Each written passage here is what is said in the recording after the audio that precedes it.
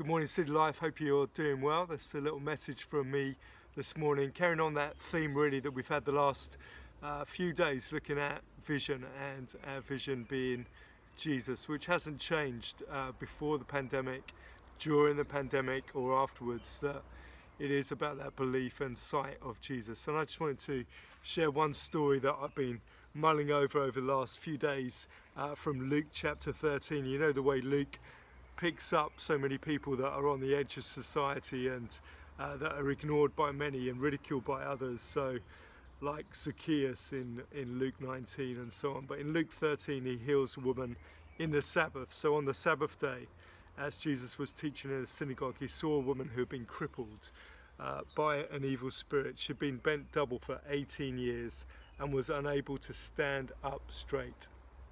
When Jesus saw her, he called her over and said, "Dear woman, you are healed of your sickness." Then he touched her, and instantly she could stand straight. How she praised God. And I've been thinking about this old story, this ancient story of the woman, and thinking 18 years, imagine that. I don't know how old you are, but 18 years of your life to be spent bent double, to not be able to breathe properly, to not be able to eat properly, to not be able to socialize. Within the synagogue, often they would ask people to lift their hands and their heads up to praise God, to lift their eyes to heaven, and she would have stood there not able to do that. She would have been left out of all sorts of things, but she turned up that day at the synagogue, and the little verse I love is Jesus saw her.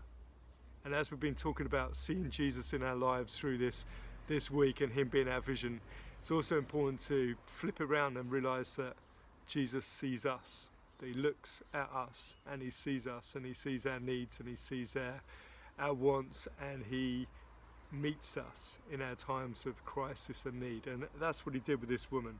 He touched her. You can imagine the shock around the synagogue as this woman is brought before Jesus and he touches her, and then instantly she could stand up straight.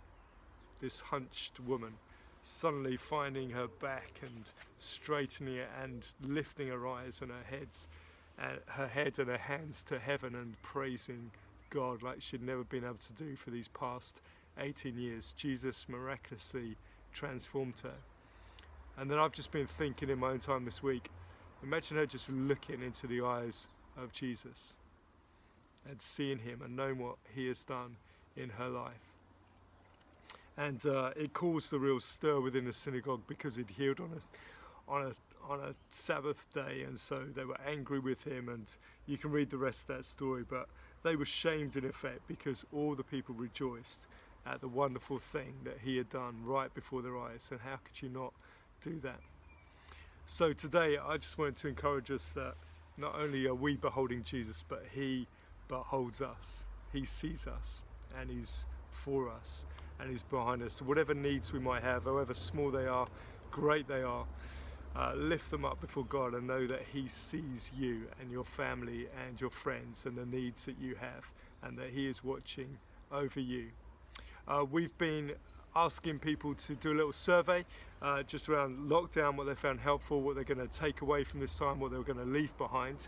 And so if you haven't done that, please do. There's been about 30 plus different people that have responded already, households have responded, so do join them.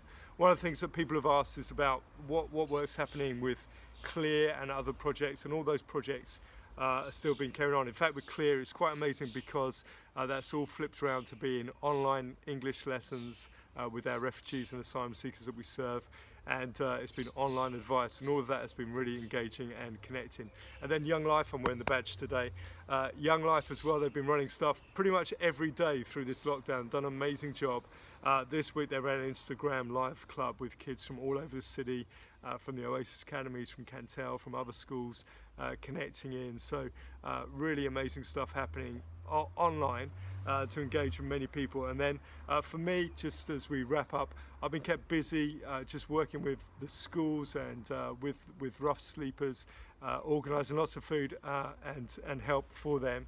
There's a summary on the Love Southampton website, so if you go lovesouthampton.org.uk and then /update, and if you want to do that, there's a little bio of everything that we've done, and literally feeding hundreds of people, particularly rough sleepers. The work with refugees has continued, and so you can see that on the Love Southampton website, and it's really been an amazing thing. So do pray for all that work, that practical stuff that's really making a difference in many people's lives across Southampton.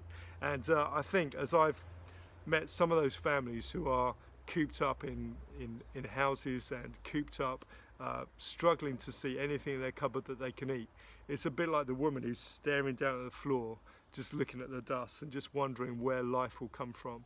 And just like that woman, she's looking for anything that's going to help her. And we've been able to just lift the chins of some people around the city with the help they've needed through this month or two.